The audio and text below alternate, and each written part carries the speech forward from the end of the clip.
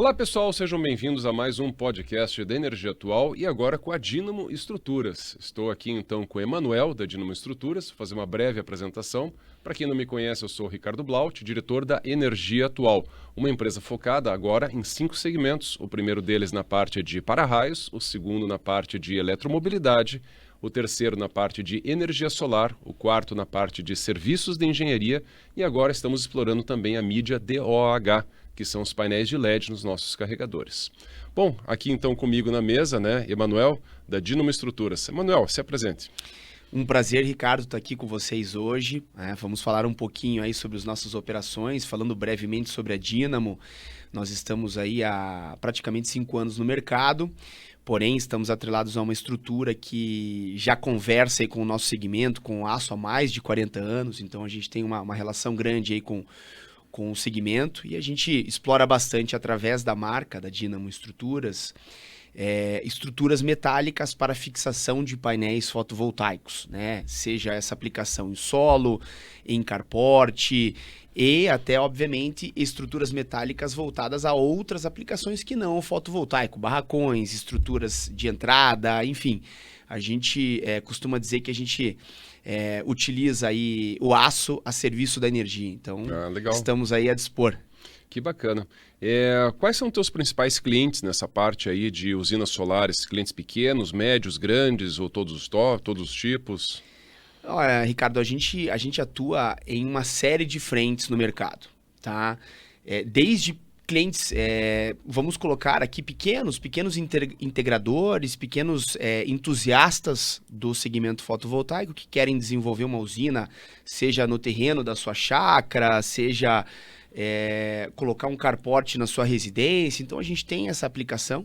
Recentemente, inclusive, a gente teve um case bem interessante. A gente fez um carport pequeno em parceria com a Energia Atual para 2 vagas, né? Então, dentro de um posto de gasolina, onde existe um eletroposto, né? Onde o carro pode chegar, ficar com o conforto de ter a sua vaga, a sua sombra e ainda ter uma geração de energia ali.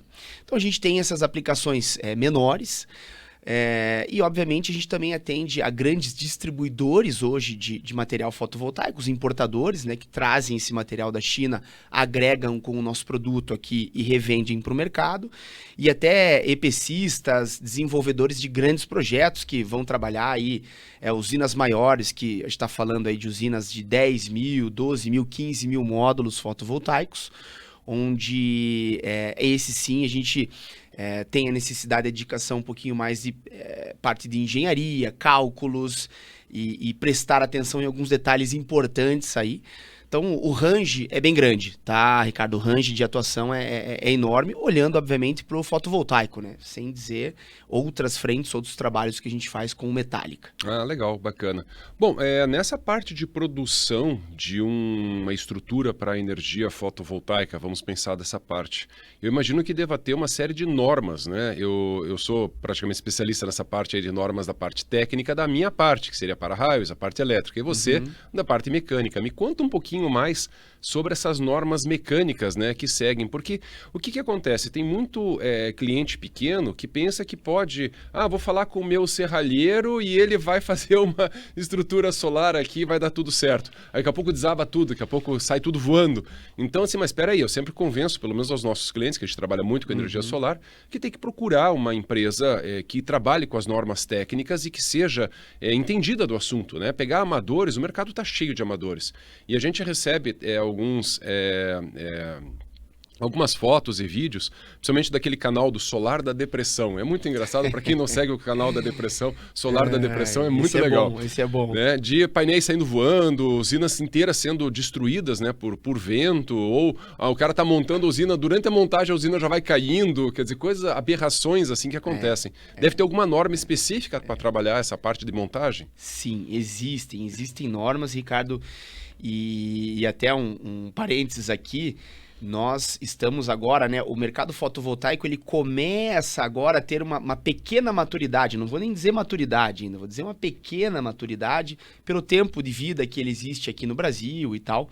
Então a gente começa a ser acionado para muito retrofit hoje em dia, ou seja, consertar problemas de terceiros. Né? Nossa, retrofit, ou seja, já está Exato. pronta a usina e você precisa consertar a usina que algum problema aconteceu. Exatamente. Conta um pouco mais, então, sobre esse caso de retrofit. Esse é um ponto interessante, né? Porque ele acaba tendo uma conexão muito com aquela questão do início do projeto, onde o cara faz a conta do CAPEX dele lá e vê que o CAPEX explodiu, tá muito caro, ele precisa cortar custo de tudo quanto é lado, a gente sabe, né? Não vamos ser hipócritas aqui, é importante essa questão financeira, não tem como fugir dela. Claro. E quando você olha para a estrutura metálica e dentro de um global, de um investimento global de uma usina, a estrutura hoje vai ter uma participação na casa dos 8%, nunca vai passar dos 10%, nunca. Tá? Entendi. Então ela não chega a ser propriamente dita uma curva A de investimento, né? Mas ela tem a sua participação. E por muitas das vezes, os desenvolvedores eles acabam olhando num segundo ou terceiro olhar aí para a questão da estrutura e investem, talvez, num produto de um serralheiro, que não tem problema nenhum no final do dia para outras aplicações, mas para um ativo que você vai querer ficar com 25, 30 ou mais anos ali gerando caixa, gerando energia para você, é um ponto importante. Sim, ter a segurança de que vai ter uma garantia, né? Mas não só a garantia que você oferece da estrutura, mas uma garantia de que vai funcionar, como você falou, uma usina solar tem uma amortização aí na faixa aí dos 5 para 6 anos hoje, o 4 para 5 para 6 anos, alguma coisa desse tipo, conforme o projeto, mas ela deve ter uma vida útil acima de 25 anos, que é isso que todo mundo conta na hora de fazer as contas. Todo mundo acredita que a usina vai durar por muito tempo, com as suas manutenções, enfim, mas ninguém vai pensar em trocar uma estrutura, mas você falou de um retrofit, ou seja, da parte de estruturas. Conta um pouco mais disso. Já acontece, né? A gente, obviamente, para nós é bacana, mas a gente fica triste pelo nosso cliente na ponta, que nos reconhece já como essa questão de qualidade, e o cara tem que investir 2 vezes em cima do mesmo ativo ali, que é o metálico, para corrigir um problema que aconteceu, né, no decorrer de obra, no decorrer de algum problema, uma intempérie climática que aconteceu, algum vendaval, alguma coisa que acaba impactando, e aí sim tem um impacto grave, pesado no bolso. Né? Mas é porque você tem que desmontar a usina solar, tirar tudo de lado, montar a estrutura e montar a usina de novo. Quer dizer, acho que talvez seja mais caro fazer esse retrofit do que fazê-la da primeira vez. Com certeza. Sem levar em consideração o ponto que você vai deixar de gerar energia, né? Ah, é verdade. A negação da receita, né? Exato. Claro. Então você trava um período que você potencialmente poderia estar gerando caixa para o teu negócio, investe ou reinveste num valor relativamente importante ali para deixar de pé aquele negócio e seguir. E por que isso acontece, né, Ricardo? Antes da norma, a gente tem que olhar para a qualidade do material utilizado. Né? A gente vê hoje estruturas sendo vendidas a preços muito agressivos. Né? E isso tem um porquê. Isso ocorre porque no final do dia o aço, né, quando a gente trabalha em aço e também alumínio, né, algumas questões mistas aí de estruturas, no final do dia a gente está falando de commodity. Né? Então, esse é um preço de mercado. Eu não vou ditar o preço do aço, é o contrário. O aço que vem e impõe um preço para a gente trabalhar. Então, quando você vê algo muito dispar, muito fora de uma realidade, é impossível. Espessura de chapa, por exemplo, seria um fator que poderia colocar isso? É um dos pontos, mas a gente vai além da questão da estrutura ou da espessura da chapa, e sim que tipo de composição que aquele aço está lhe trazendo, né? A gente tem, por regra lá em casa hoje, trabalhar com aço civil 300, né? Que é um aço de composição estrutural, ou seja, amanhã ou depois você vai ver um edifício sendo erguido com estrutura metálica com esse aço civil 300. Pontes podem ser construídas com esse civil 300. Por quê? Porque ele vai ter uma combinação X ali e um limite de escoamento, isso é muito importante ser dito, que ele vai ser levado em consideração no momento de cálculo. É o momento onde o calculista vai desenvolver todo o processo de aonde é que a minha estrutura potencialmente vai flambar, vai romper, vai torcer. Isso tudo é levado em consideração. Então, quando você coloca na mesa um aço de qualidade inferior, que você não consegue comprovar qual é aquela qualidade, você dificilmente vai ter uma segurança e uma certeza do cálculo que você está fazendo, né? Sim, tem uma norma específica, a NBR 6123, de 2023, que fala sobre ventos. Perfeito. A gente pensa o seguinte, não, aqui no Paraná, por exemplo, não dá vendaval. Tá, a gente se engana muitas vezes, porque há uma alteração climática muito grande. A gente não precisa explicar, por exemplo, essas ondas de calor, ondas de frio, ventos que estão acontecendo. Essa norma, ela fala, me ajude a recordar a velocidade de vento que isso aí trabalha, Emanuel. Isso. Ela é uma das grandes, um dos grandes conteúdos que essa norma traz para a mesa é a questão de regiões, ela fatia o Brasil em regiões e traz isopletas, que a gente fala, né? Velocidades de vento para cada região que ela dedicou ali dentro do nosso território.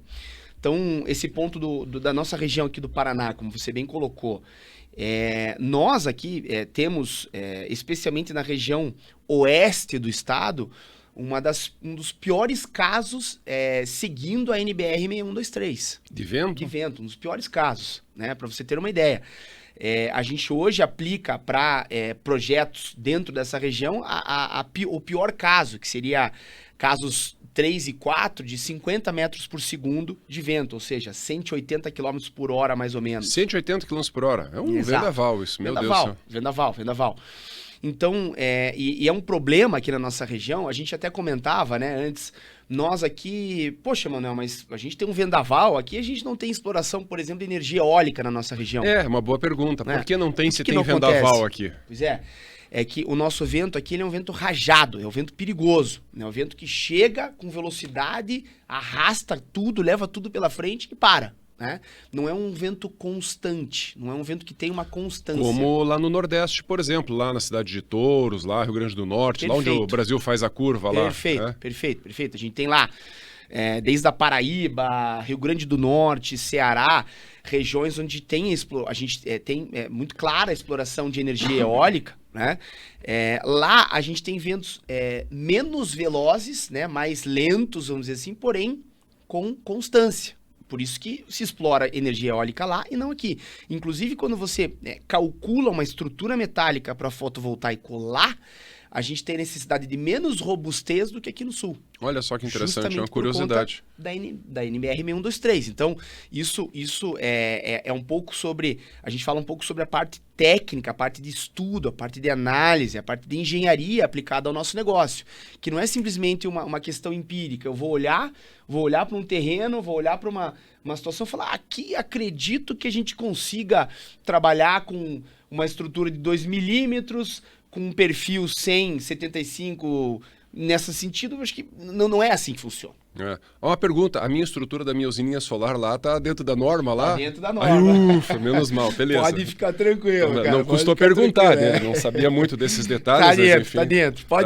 Pode encostar a cabeça no travesseiro à noite e dormir à vontade, não, cara. Tá certo. Não, mesmo assim, a gente fez seguro lá da usina, lá, então sempre é importante fazer um seguro. A gente vai falar um pouco mais depois sobre isso. Agora, você me trouxe uma coisa interessante, que aqui no Paraná é um dos piores lugares para essa parte de normas da parte de vento. Sim. Agora eu te trago também mais uma informação, não falando bem nem mal do Paraná, mas o Paraná também tem, nós estamos numa faixa, né, central que passa aqui entre o nosso litoral até ali Campos Gerais, num dos piores lugares de raios também. Olha só que interessante. Então, o lugar onde mais cai raio do Brasil e um dos lugares onde mais cai raio do mundo também, onde tem maior incidência de descargas atmosféricas que a gente chama. E assim como você também tem as tuas normas, nós temos várias dessa parte também, começando com a NBR 5419, que eu também sou um dos autores, faço parte da comissão de revisão dessa norma contra descargas atmosféricas, e ela está em revisão agora, né, deve sair logo na sequência também a versão nova dela também, onde a gente fala que é necessário ter todo um procedimento, né, para proteção contra raios nas usinas. Assim como tem também um vendaval, normalmente um vendaval está atrelado também a uma tempestade e essas tormentas elétricas que a gente chama então dos raios, das descargas atmosféricas.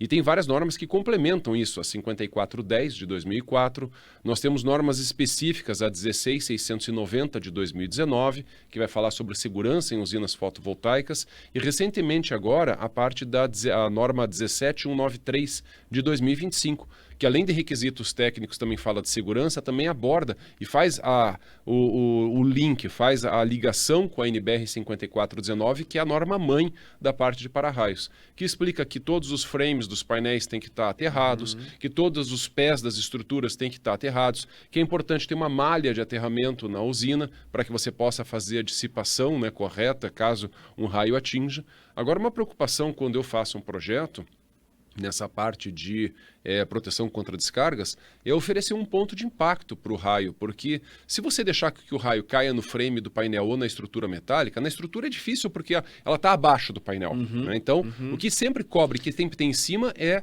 o frame, o painel.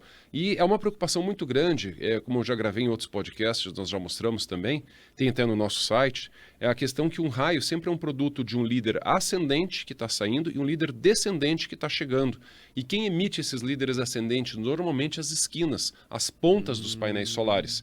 Então, mesmo que não vá incidir o raio ali, quando um raio está vindo, ele excita dezenas ou centenas de líderes ascendentes e pode queimar e danificar dezenas de inversores ou dezenas ou centenas de painéis solares. Então, a ideia de você oferecer um ponto de impacto específico com um para-raio que realmente possa suportar isso, pode ser mais interessante para que você não sacrifique painéis solares. O painel solar não é uma peça de sacrifício, como um DPS, como um fusível, como um sistema de proteção ativo e assim por diante. O para-raio ele vai servir como esse sacrifício. E colocando um para-raio robusto, o raio não vai incidir diretamente no painel solar e sim no para-raio. Então essa é a grande ideia, né, da gente trabalhar nessa questão. Dar um exemplo, por exemplo, né, desse cliente nosso que instalou por conta o sistema solar. Espero que ele tenha adquirido estrutura de uma empresa, não foi da Dynamo, mas espero que tenha adquirido de uma empresa que realmente pensou nessa parte, né? Mas a ideia agora é que nós estamos reformando essa usina, porque eu aluguei essa usina para os nossos eletropostos. Eu preciso de usinas solares para a gente compor os nossos eletropostos e gastar energia. Então eu preciso ter garantia que aquilo vá produzir. De fato, e de fato, porque né? o que acontece se um raio cair e danificar a estrutura? Até a gente, por exemplo, acionar um seguro, ou exigir a garantia, ou a manutenção do próprio inversor ou dos painéis, isso levaria 1 mês, 2 meses. Eu tenho usinas, por exemplo, Emanuel, acredite, que pararam durante 5 meses até o inversor chegar. Só para ter uma ideia, para quem está nos escutando, um inversor parado numa usina solar, em 4 meses ele se paga. Então, se você tem pretensão de parar uma usina para fazer manutenção por causa de um inversor que queimou por 4 meses, sugestão, compra um novo que já valeu a pena. Tá? Isso é o caso do inversor. Agora pode, como falei, ter mais problemas atrelados a essa parte de descargas atmosféricas. Se esse surto propagar para a parte de distribuição de energia, por exemplo, você tem uma usina, Emanuel, uma usina grande, né? Ela deve estar conectada lá em média tensão e assim por diante, ou vai para a rede de média tensão. Se esse surto chega em média tensão, ele pode causar arcos voltaicos, estragar a subestação, danificar transformadores, danificar contactores, danificar a parte dos disjuntores, barramentos. Prejuízo enorme, né? Não só para a usina, como para a população como um todo, né? Exato, e se esse ruído propaga na rede, ele pode bater em um outro cliente. Então, assim, por isso que a gente tem que também tomar providências, né, de isolar a usina da rede com sistemas de proteção, os DPS, em toda essa parte de proteção de surtos e aterramentos. Por isso eu citei aqui esse compêndio de normas para a gente utilizar nessa parte. Porque o projeto básico de uma usina solar não contempla que se instale um para-raio. A norma, ela sugere que se tenha. Porém, vírgula, escutem isso com atenção. Essa norma 17193 de 2025, ela faz referência à NBR 5419 e ela obriga que se haja um gerenciamento de risco. O cálculo do gerenciamento de risco feito por um engenheiro eletricista, ele deveria contemplar qual é o nível de proteção que você vai colocar na sua usina. E aí sim vai determinar que você vai fazer qual o tipo de arranjo de para-raio. Se vai usar um sistema Franklin, se você vai fazer uma malha. É impossível fazer uma malha em cima de painel solar, né? Então, o nome pessoal usa sistemas Franklin. E a gente tem também, a gente trabalha com sistemas modernos de proteção, que são os PDIs, para-raios com dispositivo de ionização. Muito mais inteligentes, a qual ele abre um círculo de proteção em cima da usina. E isso te dá uma segurança a mais de garantia que aquilo vai funcionar. Porque eu, como cliente da usina, que eu estou recebendo os créditos para o meu eletroposto, por exemplo, para ficar mais barata a conta de luz. Se dá um problema na usina, eu paro de receber os créditos, minha conta aumenta. E eu posso levar até prejuízo por conta disso. Então, eu tenho que fazer um contrato de disponibilidade. E a disponibilidade tem a ver com a qualidade do material, Por exemplo, você bem citou a parte das estruturas metálicas, que a usina não vai cair, não vai derrubar. Eu vejo que é muito pior, né, um problema estrutural até do que um problema elétrico. Né? Não, talvez porque eu trabalho nessa parte elétrica, mas trocar um inversor, trocar um painel solar é fácil, né? Trocar uma estrutura de usina solar é um pouco mais complexa nessa parte, né? Complexo. E a gente tem uma questão também hoje que é muito pouco falada, às vezes a gente fica surpreso, né? Quando chega algum tipo de orçamento para nós, Ricardo, e por algum motivo as pessoas também não entram no mérito do solo, né? A gente faz uma pergunta, não, tudo bem, mas qual que é a tua expectativa com relação à fundação? Como é que você vai sustentar, né, esse pilar no solo lá da sua usina, da sua propriedade? Não sei. E se for na praia? Exato. A gente tem N, né, solos hoje presentes aqui no Brasil. A gente sabe que a gente pode ir de um arenoso na praia até um argiloso, um pouquinho mais para o interior. Então, isso tudo faz parte de um processo que nós temos e nós podemos hoje ajudar o nosso consumidor, o nosso cliente. Como a gente tem hoje time de engenharia civil dentro de casa, a gente consegue dar esse suporte também. Por quê? Porque a gente viu que era uma deficiência do mercado. O mercado não olhava para isso. Então, muitas das vezes, a gente acaba auxiliando o nosso cliente na definição do correto projeto de fundação. Porque a gente sabe que isso pode ser uma dor de cabeça tanto para ele como para nós ali futuramente, né? Então, e isso tem total conexão com o que você acabou de dizer. Sim, então, a parte de solo que você bem citou, né? Conforme o tipo de solo, você tem tipos de para-raios que podem ser utilizados. Na praia, por exemplo, existe um nível que você pode utilizar em termos de aterramento, qual é a resistividade do solo, Perfeito. que a gente chama. É a mesma história, só que da parte elétrica. Olha que interessante. Exato. Como que essas disciplinas são complementares? Isso que eu fico pensando. Incrível, Né? né? Dificilmente isso chega até um cliente que está montando uma usina. E as pessoas preferem, como você falou, buscar materiais mais baratos ou brigar por preço, não entendendo que há um commodity por trás, um preço padrão. Eu não tenho um milagre. Se eu tenho que fazer um anel de aterramento e a usina tem, sei lá, 1000 painéis solares, não tem como gastar menos cabo fazendo uma interligação. Eu tenho que botar 1 ou 2 para-raios, não tem como gastar menos fazendo isso. Vou botar meio para-raio, não funciona? Impossível, né? E eu imagino, né, Ricardo, que olhando também para o custo global de uma usina fotovoltaica, o preço de um sistema aí, um para-raio, seja uma fatia muito pequena. Vamos falar de valores mesmo, né? Hoje você tem aí um para-raio na faixa de 10 ou 15 até 20 mil reais, um SPDA para uma usina. E uma usina, vamos pensar numa usina pequena. Vamos falar de uma usina de 75 kW, que tem lá seus 150, 180 painéis, conforme a potência. Você com aproximadamente 10, 12 mil reais já consegue montar um sistema de para-raios. E se gasta aproximadamente 200 mil reais para montar uma usina com uma boa estrutura, painéis de boa qualidade. Aliás, até a gente pode trazer também outros fabricantes de materiais, de inversores, de painéis, para mostrar que também todo mundo tem a sua característica. Sem não dúvida. existe milagre nessa parte. Eu consegui por 40% a menos. Esse painel ele pode ser um painel não nominal, o inversor pode ser um inversor que não garanta a produção ou que tenha uma durabilidade menor, que seja mais sensível a surtos. Então a gente tem marcas boas que a gente trabalha, tanto de painéis solares, quanto de estruturas, quanto de inversores, quanto a parte de para-raios, que a gente sabe que funcionam, ou seja, isso. que é uma receita de sucesso. O que o nosso cliente precisa ter? Zero dor de cabeça. É isso. E volto a dizer, né, Ricardo, esse nosso negócio, ele é um negócio que quem desenvolve, quem planeja fazer, que seja uma usina de 75 kW, como você mencionou, ele primeiro, ele vai querer disponibilidade dessa energia e depois, por um bom tempo. E às vezes tem contratos por trás, né? Exato. Então a gente não está falando de montar um negócio para usar aquele negócio ali durante 3, 4, 5 anos e acabou. Não é isso. Então, uma vez que você olha com carinho, com atenção, desde um SPDA, uma estrutura, a qualidade do painel, a qualidade do inversor, você vai ter mais tranquilidade no ano 5, no ano 10, no ano 15. Né? Você vai fazer uma manutenção, obviamente, mas... Os nossos ouvintes nos perguntam um pouco sobre a durabilidade das coisas. Né? Quanto tempo dura isso? Então, assim, uma estrutura é planejada para durar quantos anos ou quanto tempo em relação à vida útil de uma usina solar? E é muito legal essa pergunta, cara. A gente tem hoje uma questão, eu até brinco com o pessoal aí do mercado e o pessoal lá de casa também, que a gente tem uma questão quase romântica aí da garantia de 25 anos que se dá, falando especificamente em estruturas metálicas, né? A gente vê o mercado, todo mundo falando aos quatro ventos de que a sua estrutura ela tem uma garantia de 25 anos de vida, né? Isso é um ponto extremamente importante, de uma responsabilidade enorme, você virar e falar assim, olha, eu vou te vender algo que tem 25 anos de garantia, né? E para a gente entender isso, a gente tem que voltar um pouquinho na parte técnica, na parte de origem do equipamento ou do material que você vai usar. Você tem rastreabilidade, você comprou aquele material direto da usina ou de um distribuidor?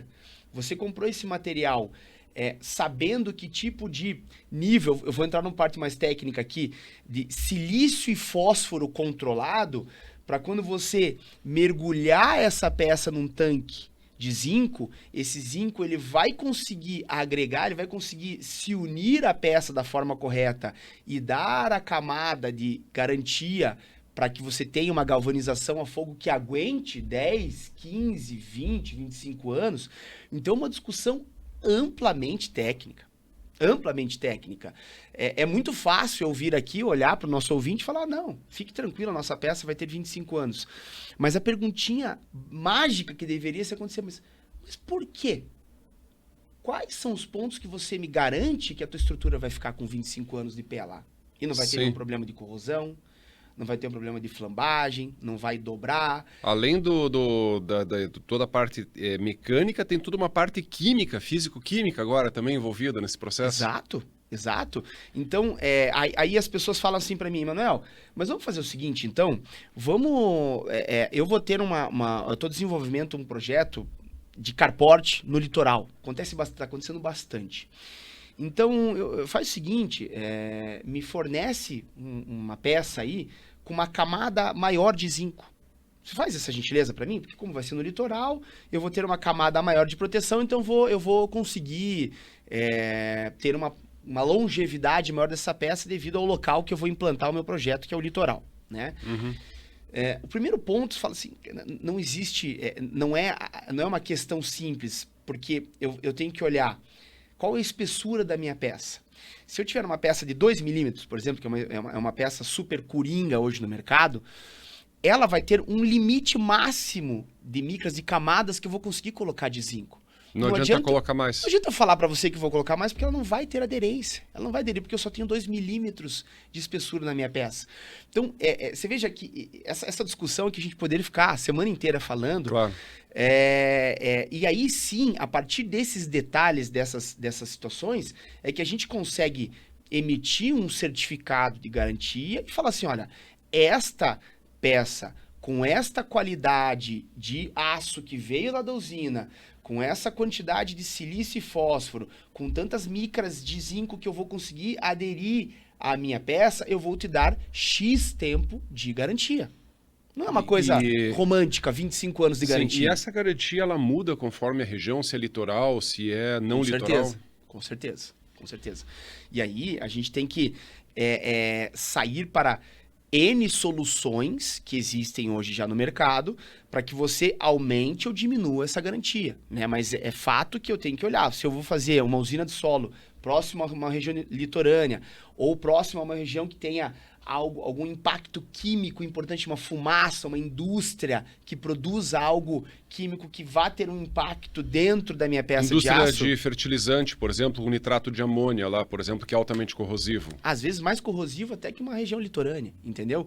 Então, são detalhes que a gente tem que olhar para a gente conseguir quantificar isso, né? Eu conseguir mensurar o que eu vou te dar em termos de tempo de garantia, né? Então é lindo eu voltar aqui e falar, não, fiquem tranquilos, todas as peças da Dinamo Estrutura têm 25 anos. Se eu estou do outro lado da mesa, a primeira pergunta que eu faço é, mas como é que é? Me dá a tua rastreabilidade do teu material aqui, deixa eu entender. Como é que funciona aí a questão de silício e fósforo controlado? Que tipo de espessura que você está trabalhando? Qual que é o teu parceiro de galvanização? Então, são N discussões que se abrem para a gente entrar numa questão temporal. Né? Então, claro, a mesma coisa também com os sistemas de para-raios. As pessoas também perguntam para a gente quanto tempo de garantia tem os para-raios que a gente utiliza. A gente trabalha hoje com a Indelec, que é a pioneira e fabricante desse material também, e a fabricante oferece 5 anos de garantia no material e nós oferecemos mais 5, ou seja, independente das condições. E porque a gente sabe que é um aço inox 316, sabe que a composição de todos os componentes podem aguentar atmosferas corrosivas, podem aguentar atmosferas salinas, inclusive tem norma técnica para teste disso tudo também, assim como você também citou, é a ideia de você ter um para-raio que dure para sempre, um para-raio que dure bastante. Então a gente tem para-raios instalados aí há mais de 25, 30 anos e funcionando. Que né? legal. Pegar o que caso, legal. por exemplo, a Renault foi talvez um dos primeiros aqui no Paraná, de 98, né? Tem para-raios funcionando até hoje, né? Então a gente já compõe aí firme de pé lá ainda, né? Aguentando pancada o tempo todo. A gente tem também os contadores de raios que são bem interessantes, que são sistemas que podem ser desde mecânicos e manuais até sistemas com telemetria. Então seria muito interessante você ter na usina, por exemplo, um sistema que você mensurasse quando que a descarga atmosférica incidiu, quando que o raio caiu, vamos dizer assim, e se está tudo certo com a usina. Então a gente tem esses sistemas de telemetria que podem ajudar principalmente grandes usinas. Legal. Tudo bem que talvez numa estrutura pequena, uma usina pequena, lá 75 kW, lá não comporte isso, mas se está montando já uma usina de megawatt, já comporta você ter esse sistema de telemetria. Você não faz a telemetria do sistema solar, já não sabe quanto que está produzindo em tempo real, às vezes até instala um link de satélite lá para poder ter monitoramento da usina com câmera, com segurança, saber quanto está produzindo. A gente também tem esses sistemas para contagem de descargas atmosféricas, para saber o que realmente aconteceu. Isso faz toda a diferença no uptime da usina, ou seja, deixar ela de pé o mais tempo possível.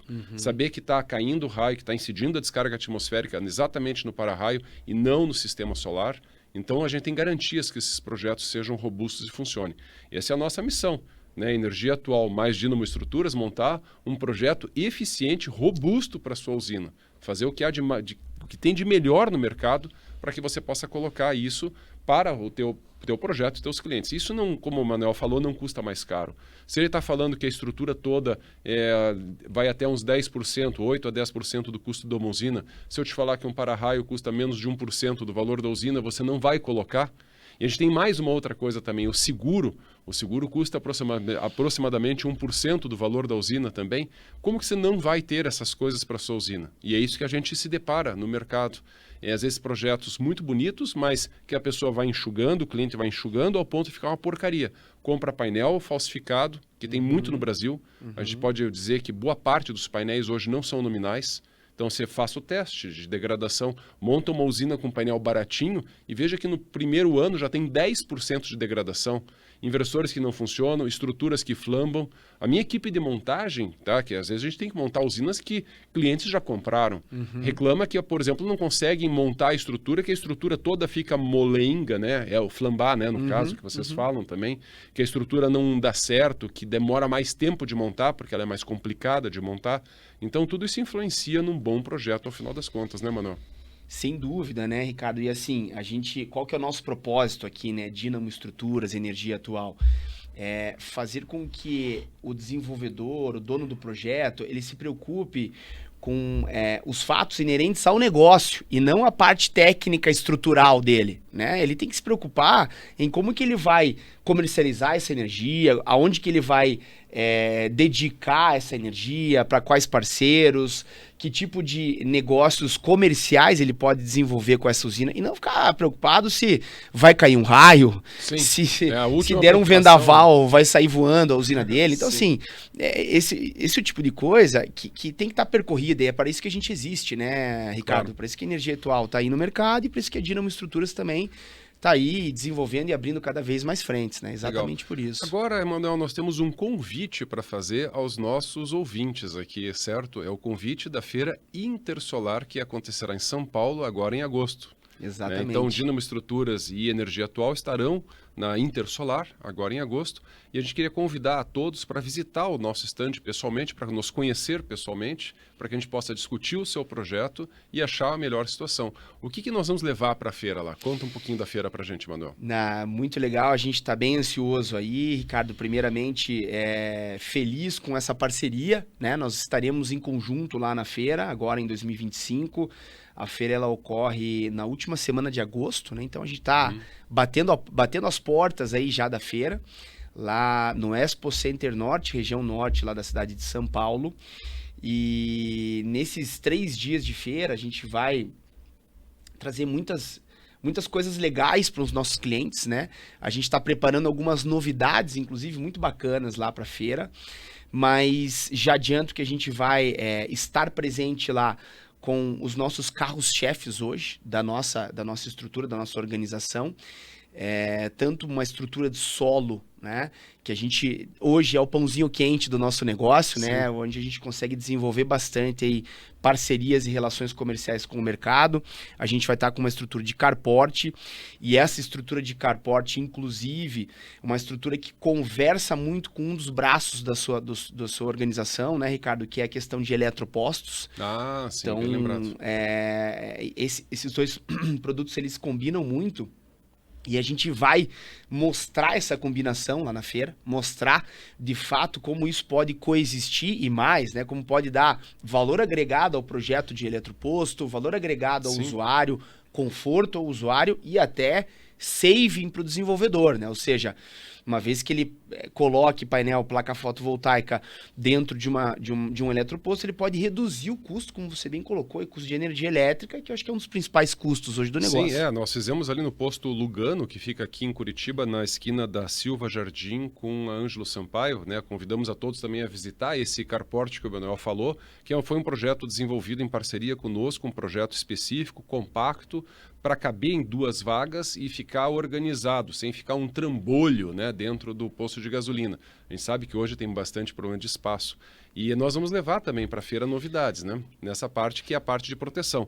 Então, se você está em dúvida de como proteger a sua usina solar, como proteger o seu carport, como proteger uma instalação de um galpão, de uma construção, de um prédio, de uma edificação, nós te mostraremos lá na feira como fazer isso. Lembrando, a feira é do dia 26 a dia 28 de agosto no Expo Center Norte, em São Paulo, agora em 2025. Então, não tem custo para você entrar na feira, né? Mas tem custo, claro, para algumas palestras, assim por diante. Mas venha nos visitar na feira, que isso vai ser uma coisa bem interessante. Vai ser um prazer receber todos os nossos ouvintes lá, demonstrar de fato, né, tudo que a gente falou um pouquinho aqui, né, Ricardo? Abordamos alguns pontos aqui, acho que fica muito mais simples, muito mais de fácil compreensão quando a gente consegue olhar, tocar, né, visualizar. Então, isso vai ser possível lá na feira, com todas as nossas estruturas e com todos os equipamentos e dispositivos aí da energia atual. Então, vai ser um prazer. Aí vão ser 3 dias de muito trabalho, muita conversa, muita conexão, e a gente espera aí a presença de todos. Legal. Bom, muito obrigado então a todos. Alguma consideração final, Emanuel? Eu acho que agradeço aí a oportunidade, o bate-papo, muito bacana poder colocar aí temas do nosso dia a dia, né, para os nossos ouvintes, e reforçar o convite. Aí estaremos lá, final de agosto, com força, todos juntos lá. Legal. Gente, muito obrigado então pela audiência, e precisando de alguma situação, de algum projeto, entre em contato conosco. Nós vamos deixar aqui embaixo nas legendas os nossos contatos. Estaremos à disposição de todos para fazer o melhor projeto para você. Grande abraço a todos.